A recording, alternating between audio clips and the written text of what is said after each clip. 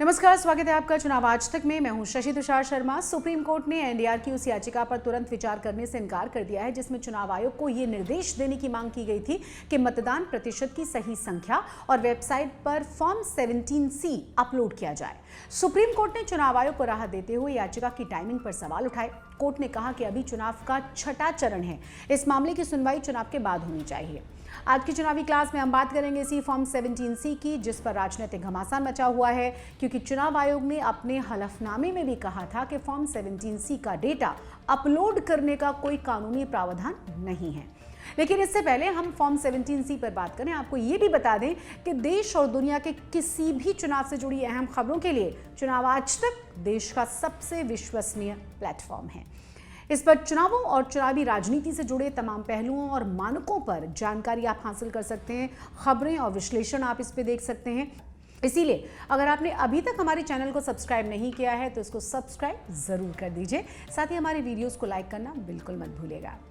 बात अब हम करेंगे 17C और इससे जुड़े हुए विवाद की। दरअसल लोकसभा चुनाव के बीच कई राजनीतिक दलों ने वोटिंग के आंकड़ों में गड़बड़ी के आरोप लगाए हैं। राजनीतिक पार्टियों का कहना यह है कि चुनाव वाले दिन वोट प्रतिशत कुछ और होता है और एक हफ्ते बाद कुछ और।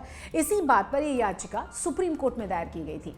याचिका में मांग की गई थी कि सुप्रीम कोर्ट चुनाव आयोग को अपने वेबसाइट पर फॉर्म C-17 की स्कैन्ड कॉपी अपलोड करने का आदेश दे दे। फॉर्म 17C का डेटा अपलोड न करने के चुनाव आयोग के फैसले को फेमस वकील समेत कपिल सिब्बल समेत विपक्षी दलों ने शॉकिंग बताया था। उन्होंने कहा था कि इससे पता चलता है कि दाल में कुछ काला है, इसीलिए राजनीतिक दलों को आयोग की निष्पक्षता पर शंका हो रही है। आइए सुन लेते हैं कि कपिल सिब्बल ने इस पर क्या कहा था। ये एक बहुत ही अहम सवाल हम उठा रहे हैं और इसमें कोई झिझक नहीं होनी चाहिए इलेक्शन कमीशन को ये डेटा देने का और काउंटिंग के पहले ये बताने का कि ये कब वोटिंग ख़त्म हुई और किस तरह से ख़त्म होने से पहले कितने कैसे वोट पड़े।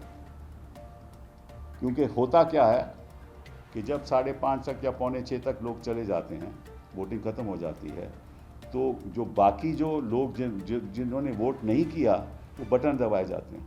आइए समझते हैं कि फॉर्म 17C है क्या। दरअसल कंडक्ट ऑफ इलेक्शन रूल्स 1961 के तहत कुल वोटर्स का डेटा दो फॉर्म्स में भरा जाता है। पहले फॉर्म में 17A और दूसरे फॉर्म में 17C से कहा जाता है। फॉर्म 17A में पोलिंग अधिकारी के पास हर मतदाता का ब्यौरा होता है। इसमें पोलिंग अधिकारी बूथ में आने वाले हर मतदाता से जुड़े डिटेल को दर्ज करता है। वहीं फॉर्म 17C में डाले गए वोटों का रिकॉर्ड रखा जाता है। यानी फॉर्म 17C में बूथ पर पड़े वोटों का लेखा जोखा रहता है। इसमें ईवीएम का आईडी नंबर, बूथ पर कुल योग्य मतदाताओं की संख्या, ऐसे मतदाताओं की संख्या जिन्होंने रजिस्टर पर साइन करने के बाद वोट न डालने का फैसला किया, ऐसे वोटर्स जिन्हें वोट डालने की अनुमति नहीं मिली, साथ ही हर ईवीएम में दर्ज किए गए कुल वोटों की संख्या जैसी तमाम बातें लिखी जाती हैं। एसोसिएशन फॉर डेमोक्रेटिक रिफॉर्म्स यानी एडीआर और कॉमन कॉज ने सुप्रीम कोर्ट में बूथों पर वोटों की संख्या से जुड़े इसी फॉर्म 17C की स्कैन्ड कॉपी अपलोड करने वाली याचिका दाखिल की थी।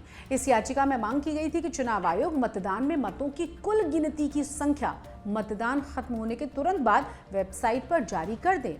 शुक्रवार को जब इस बारे में सुप्रीम कोर्ट में सुनवाई हुई तो चुनाव आयोग के वकील ने याचिकाकर्ताओं पर भारी जुर्माना लगाने की मांग कर डाली। चुनाव आयोग ने कहा कि ऐसे लोगों का रवैया चुनाव की शुचिता पर सवालिया निशान लगाकर जनहित को नुकसान पहुंचाने का रहता है। महज आशंकाओं के आधार पर फर्जी आरोप लगाए जा रहे हैं जिनका मकसद है चुनाव आयोग को बदनाम करना। चुनाव आयोग ने कहा है कि फॉर्म 17C को अपलोड करना वैधानिक नजरिए से ठीक नहीं है। इससे चुनावी प्रक्रिया में शरारत एवं गड़बड़ी हो सकती है। चुनाव आयोग ने कहा है कि यदि याचिकाकर्ता का अनुरोध स्वीकार किया जाता है तो इससे चुनावी मशीनरी में भ्रम की स्थिति पैदा होगी। इसके जवाब में सुप्रीम कोर्ट ने भी याचिका दायर करने की टाइमिंग पर सवाल खड़े किए। सुप्रीम कोर्ट ने याचिकाकर्ता के वकील से पूछा कि लोकसभा चुनाव की प्रक्रिया शुरू होने के बाद ये याचिका सुप्रीम कोर्ट में क्यों लगाई गई। अंत में सुप्रीम कोर्ट ने कहा कि आपने ये याचिका सही समय और उचित मांग के साथ दायर नहीं की है। अंत में सुप्रीम कोर्ट ने यह भी कहा कि हम अंतरिम राहत देने के इच्छुक नहीं हैं, यानी ये याचिका फिलहाल लंबित रहेगी और गर्मी की छुट्टियों के बाद ही इसकी सुनवाई होगी।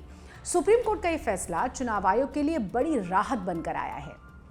उम्मीद है इस विवाद पर आपको हमारी चुनावी क्लास पसंद आई होगी। चुनावी क्लास में आप चुनावों, राजनीतिक पार्टियों और इससे जुड़े मुद्दों की ऐसी ही मानक जानकारी हासिल कर सकते हैं।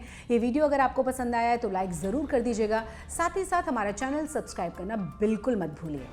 नमस्कार।